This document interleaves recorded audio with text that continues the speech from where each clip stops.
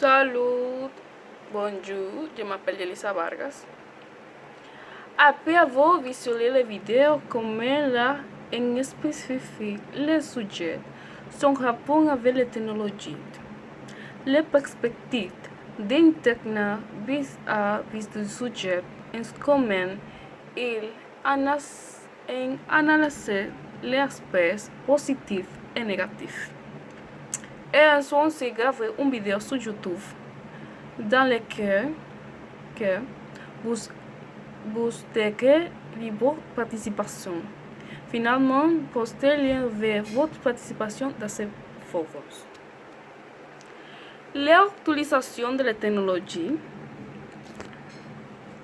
est utile pour communiquer avec notre famille et nos amis, rencontrer de nouvelles personnes de différentes parts du monde, mais il faut aussi faire attention.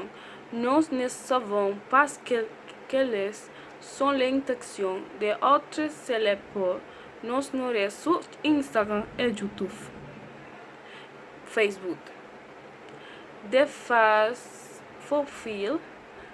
profils deviennent écrits pour neuf audiences, ce dont nous devons tenir compte lors de l'acceptation des demandes d'amis. Merci beaucoup.